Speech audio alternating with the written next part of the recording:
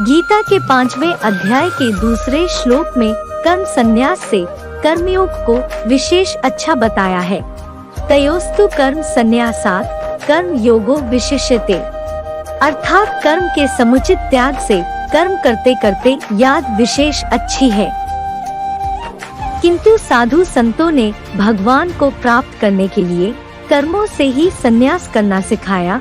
आत्मा और शरीर को पीड़ा देने वाले दुखदायी दैहिक तप अर्थात देह को तपाने वाला तामसी तप सिखाने लगे, जिससे भगवान को तो प्राप्त कर नहीं सके और खुद ही शिवोहम कहलाने लगे।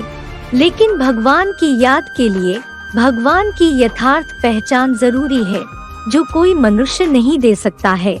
गीता के 10वें अध्याय के 15वें श्लोक में ही बताया है, स्वयमेव आत्मनात्मानं वेत्थत्वं पुरुषोत्तम, अर्थात भगवान स्वयं अपना परिचय देते हैं।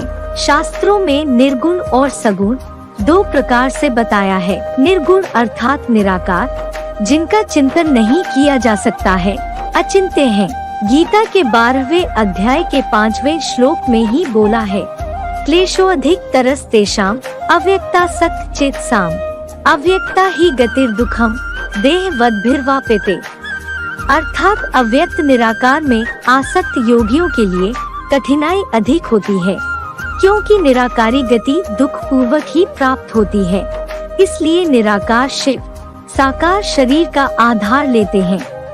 गीता के 4थे अध्याय के 6वें श्लोक में ही बोला है, प्रकृतिं स्वामधिष्ठाय संभवामि आत्ममायया, अर्थात मैं अपनी शरीर रूपी प्रकृति को अधीन करके आता हूँ।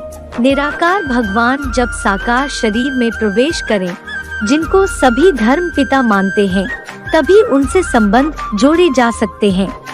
गीता के 12वें अध्याय के 11वें श्लोक में ही बोला है, मध्योगम आश्रिता, अर्थात मेरे द्वारा सर्व संबंधों की शरण लें। एक शिवलिंग ही ऐसी मूर्ति है जिसके सामने जाकर कहते हैं, त्वमेव माता च पिता त्वमेव, त्वमेव बंधु च सखा त्वमेव, त्वमेव विद्या द्रविणम त्वमेव, त्वमेव सर्वम मम देव देव। शिवलिंग कोई निराकार का प्रतीक नहीं, अपितु शिव जिसमें प्रवेश करते हैं वो ही पुरुषार्थ करके निराकारी बन जाता है।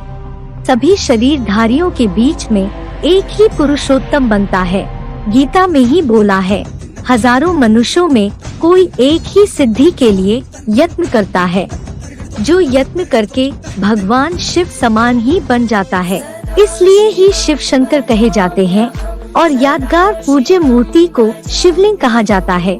इसलिए शिवलिंग को गीता के 9वें अध्याय के 4थे श्लोक में अव्यक्त मूर्ति भी बोला है। ये प्रतीकात्मक यादगार है। अधिक जानकारी के लिए संपर्क करें।